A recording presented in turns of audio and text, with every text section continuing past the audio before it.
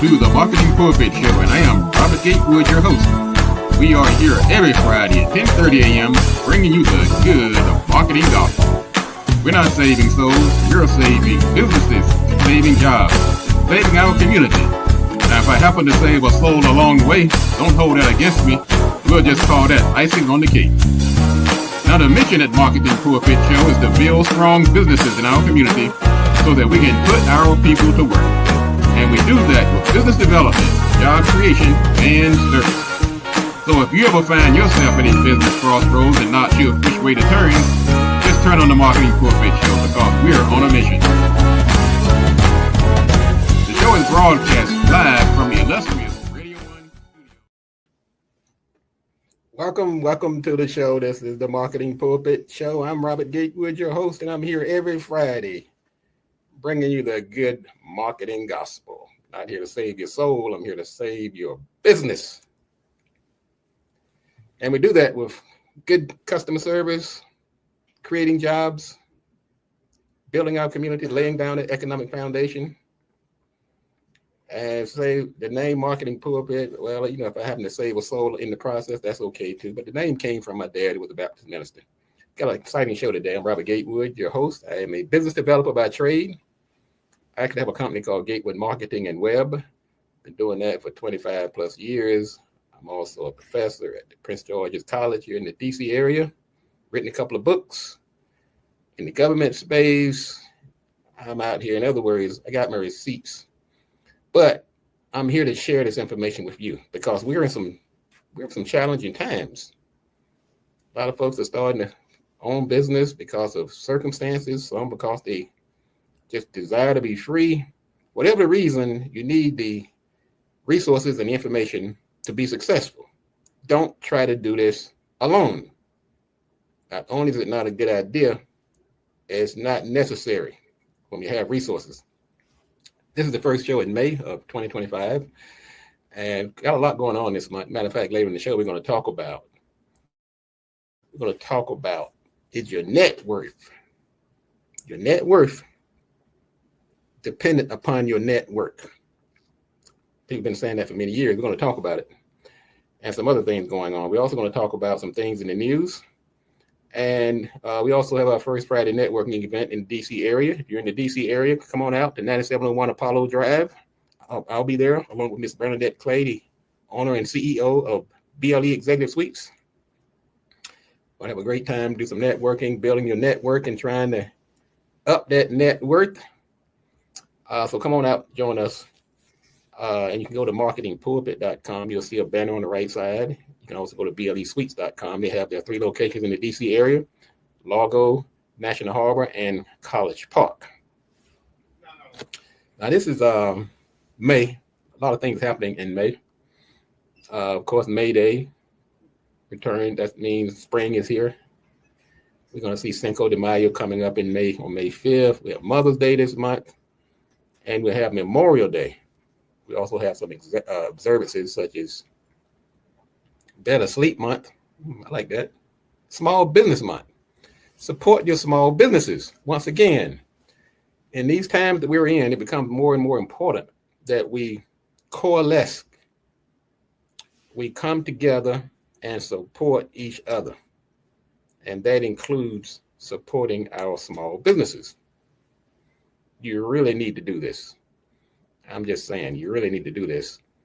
So I'm going to use this month to champion that cause so that we can support our small businesses.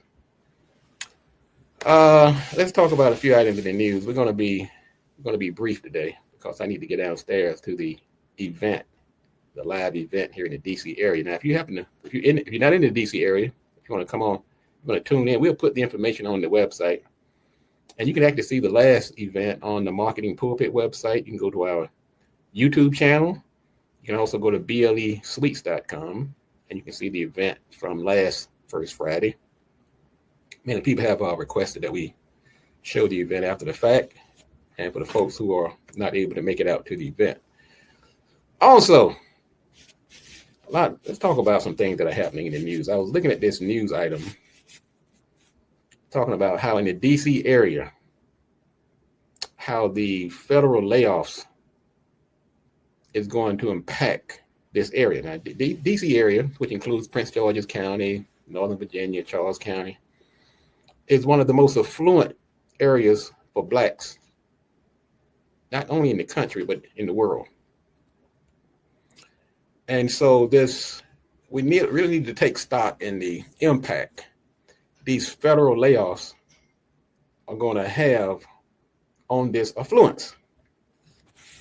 Now, we estimated about 200,000 positions are going to be affected by this layoff, these federal layoffs, if they all go through, which is about $22 billion in lost wages nationwide. And much of this will directly affect the Washington, D.C. area from where I'm broadcasting this show. And the D.C. area is going to lose about almost 34,000 jobs. That's a lot of jobs. That's a lot of cheddar. Now, what's going to happen to these workers? Well, there's a report done that says about 35% will go on unemployment. They'll file for unemployment claims. About 35% will go into the private sector. About 15% will go into state and local jobs. About 10% will retire. And about 5% will start their own businesses. So in other words, there's going to be some scattering about. And when you have scattering and dislocation and confusion, the results are rarely good. Now the fallout from this is going to have some trickle-down effect. That means the local economy in the Washington, D.C. area is going to be drastically impacted by this loss of about 34,000 jobs and this almost $22 billion in lost wages nationwide. Something to think about. Well, also this month, it reminds me of let me draw a parallel. Back in about 104 years ago, there was a place called Tulsa, and we've read about it, we've heard about it. Matter of fact, it's legendary. There was a race riot, more like a massacre, 104 years ago in 1921, where there was a literal burning down of the area. It was called Black Wall Street, the Greenwood District. And it comprised mostly of Black-owned businesses. It was prosperous, family-owned businesses. Black businesses were finally getting a leg up. It's like they could see the promised land. It was coming. Well, there was an attempt, and they were pretty much successful. They burned down the city, and I would say in an attempt to suppress the success of the inhabitants, and really to retaliate against people who are trying to get a little uppity, trying to get a little wealth under their belt. When people are trying to suppress you and oppress you, they don't want you doing well. It goes against their systemic desire to control you. So I'm seeing a parallel between what's happening in Washington, D.C. right now. They're not coming out with the torches and the gasoline cans and some said even drop bombs from the airplanes. Now they're using a different incendiary device called executive orders, DOGE. And they know exactly what they're doing. This is not a coincidence. Because history is replete with examples of where when you pull out the major employer of a city, then economic decline comes along with it. I'm reminded of Detroit and Flint, Michigan, when General Motors and Chrysler downsize or close their plants. Massive job losses, population decline, urban decay. No, you don't need torches nowadays to kill a city. Just pull out the main employer. In Gary, Indiana, U.S. Steel, when they left, widespread unemployment. Even the population dropped. The city is still struggling with poverty and crime. Youngstown, Ohio, the steel industry collapsed. The long-lasting effects are still there. Rochester, New York, Eastman Kodak closed. The city went from a dominance in photography to a city of bankruptcy and downsizing.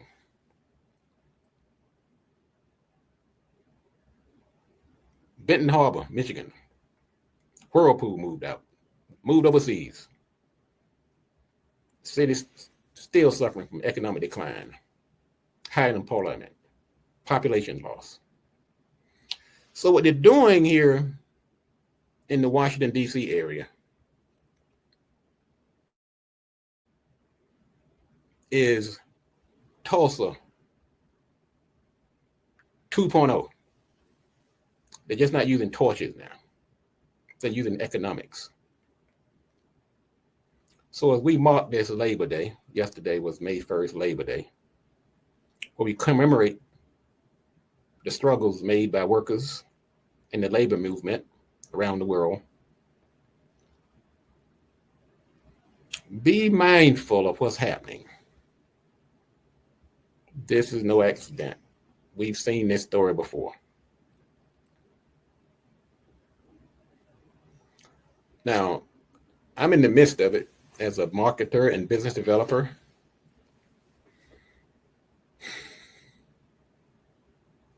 We have to, take in stock, what we call environmental change that affect our business and our capabilities for success. When I say environmental, we're not talking about trees and birds and things like that. We're talking about things that are happening around us.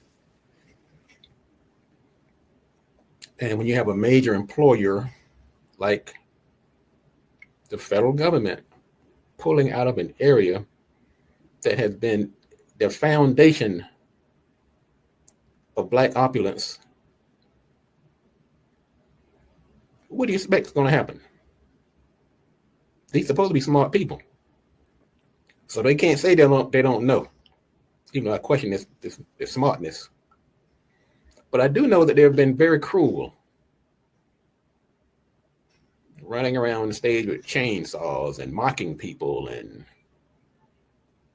a peculiar delight in the suffering of a community. There's something wrong with that. There is something really wrong with that. So let me do this. Let me take a quick break. I'm going to come back and give you an antidote of how we can, I guess, build a firewall or help mitigate some of the impact of this willful act to destroy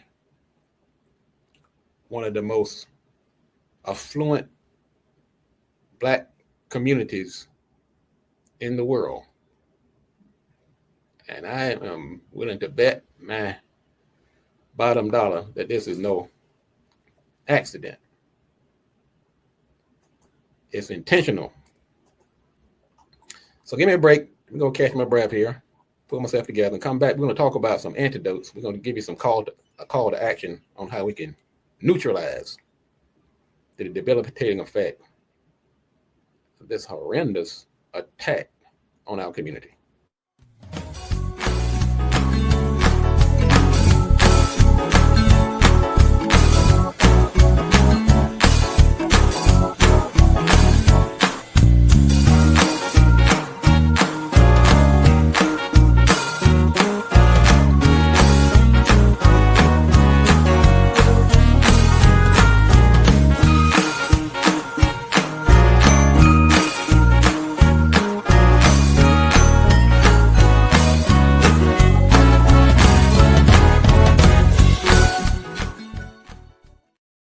Thank you and welcome back to the show. This is the Marketing Pulpit Show.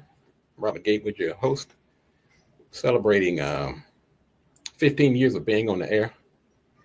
As a matter of fact, we're going to do a commemoration show next week. We're going to bring in one of our original co-hosts, Mr. William Maxwell. And we're also going to talk about authorship, people who are trying to get their name out there, writing books and things like that. So set your calendar and set your watch for next week. We're going to have a very exciting show as we go into we commemorate 15 years of being on the air. We launched this show back in 2010 on Radio 1.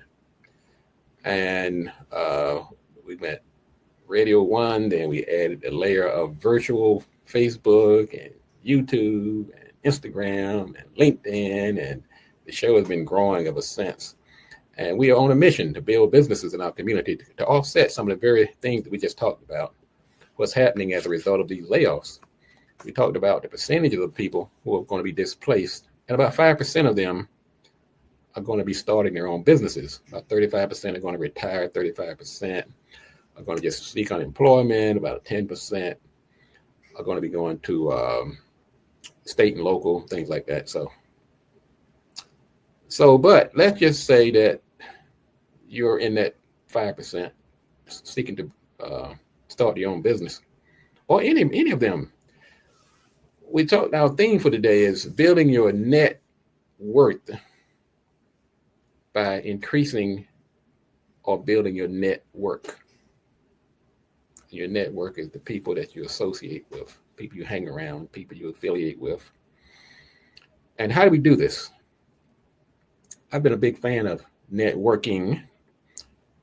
Matter of fact, I teach a course at Prince George's Community College where I'm an adjunct professor.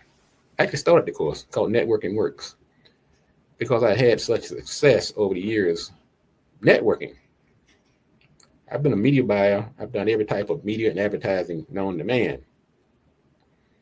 But I can't point to a single one that has been more effective or get you a greater return on your effort than building your network, which directly impacts your net worth, which is subtracting your assets, subtracting your liabilities from your assets, how much money you have, in other words.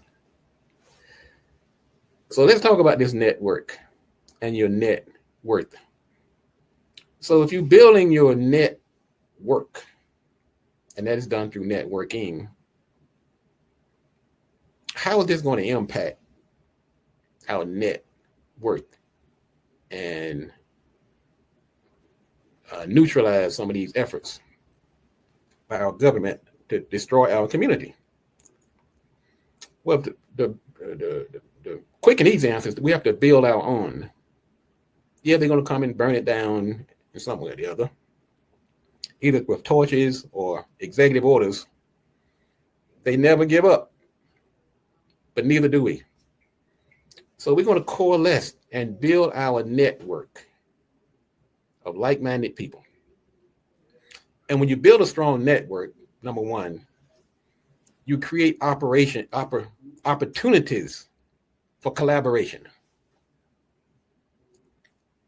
It opens the doors for joint ventures and partnerships, just plain old working together. Reminds me of my partnership with BLE Executive Suites. We work together, we collaborate. We found out we have stakeholders in common, similar missions of building businesses and putting people to work, giving people opportunities. To us, it's not just about making money. It's about building our community and putting our people to work. So when you build and increase your net work, you putting yourself in the path around those type of people. Matter of fact, Miss Bernadette Clay calls it the law of attraction. And we'll be talking about that at the first Friday. Another thing that we do when we build our network, we make ourselves available to information, knowledge, and resources. None of us know it all. One of my clients, 95-year-old author until he passed away this year, his famous quote was, "I'm still learning." And we all need to be still learning, particularly now. You can try to go and cocoon yourself and take all your little money and bury it in the ground if you want to. No, you need to turn that money into more money and figure out how to keep it.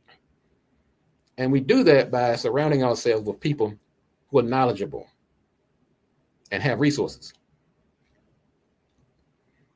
By building our network through networking, we also can create sales, create leads, identify people who may be ideal prospects for our services and goods. We're talking about building our network in the face of this onslaught against our businesses in our community. We have to coalesce. We have to become a network of determined business owners and others to protect and support our community.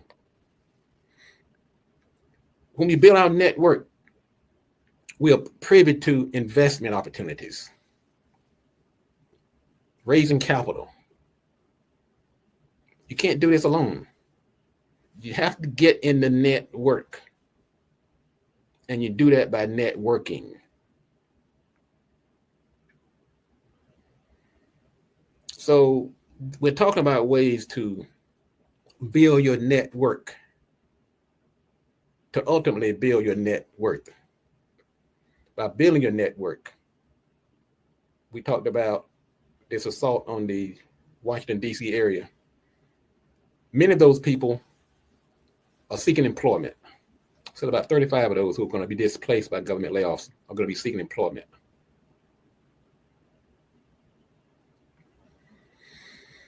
Well, by building your network, you are availing yourself to job opportunities and career advancement. That old quote about it's not about what you know, it's who you know. That's true. I can honestly say that is true. If you don't believe it, look at what's happening in the federal government. You think those people know? No, they know someone.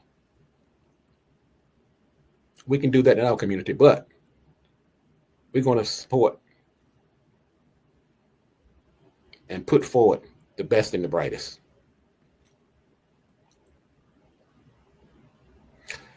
When you build your network, you're also creating access to support systems,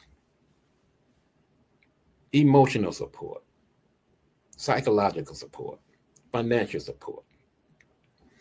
You want to surround yourself with a body of people and institutions that you can call on to get you through some of these challenges you're going to face when your community starts to collapse. I hope it doesn't. But history is not on our side right now. What we do have, we have the benefit of hindsight. Those that don't understand history will live to repeat it. We understand history. We know what's up. By building your network, you're placing yourself around those with knowledge, and you can learn and develop through workshops and seminars. We don't have time to go back to college.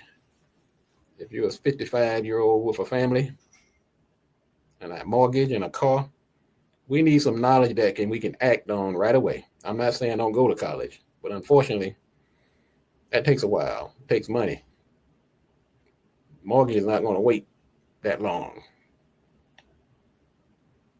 As a serial networker, as someone who networks and teaches the course, and I know it because I've gotten the letters attesting of how one simple seminar or workshop changed the trajectory of someone's life and their net worth. When you build your network, you create a trust factor, credibility, your brand. You're putting yourself out there among people who believe in you. You don't have to leave the community to find certain services because you're in a network that will recommend you to others because you have a strong reputation. As a business owner, I can honestly say I don't rely on traditional advertising. Yeah, Facebook and direct mail and email marketing and pay-per-click and content marketing and social media, all those tools are great. I use those tools to add some octane to my face-to-face networking, building my network the old-fashioned way, but getting out here, meeting people that are of similar ilk, who understand the mission of preserving our community, creating lasting legacy, and thwarting the efforts of those who wish to destroy us. So in conclusion, a network is not just a list of contacts, or not just out shaking hands and kissing babies, and yeah, all that stuff is good. But we don't have the luxury right now of the perfunctory stages of networking. We have to add substance. We have to be determined. We have to meet this challenge. And I know folks on the sound of my voice are up to that challenge. So I'm going to get ready to go down here and do a little networking. If you're in the DC area, come on out to 9701 Apollo Drive. We do it every first Friday. We got about 50 people signed up. I was downstairs a few minutes ago. They're putting out more chairs. I say, Robert, they're still registering. Gatewood, do we need to blind the wall with more chairs? I said, go ahead and line it up. We're going to feed them, put some food in them, door prizes, and the person you meet at that meeting could change the trajectory of your life and help you increase your net worth. All right, I'll be back next week. Don't forget to tune in next week, share this show. You can also go to Facebook. We're on YouTube. We're on LinkedIn. We're on Instagram. Got a nice little burgeoning community out here. And you know what I like about it is that we're not a gossip kind of show. We're not a juicy this or that. We're not talking about Shay. Well, we do that a little bit of that too. But what we're trying to do is make a difference. And unfortunately, you don't get the same kind of numbers when you're doing something constructive. But that's okay. If I can just change the life of one person, then my work has not been in vain. All right, this is I'll see you next week. This is the Marketing Pulpit Show. And as always, thank everybody for tuning in. Mr. Brown, thank you for tuning in as usual. We'll see you at the first Friday. All the people tuning in on Facebook and YouTube, I see your numbers. I see LinkedIn, Instagram. So come on out if you're in the DC area. Let's go out here and tackle some of these problems. I see Laura. I see Idea Gear. I see Willis. I see David. I see. Welcome. Glad to see you, people. Glad to see you. Glad to see you. So if you want to be successful, you have to do these three things. Do the right thing, do it at the right time, and you have to do it right. Enough talk. Let's get to work.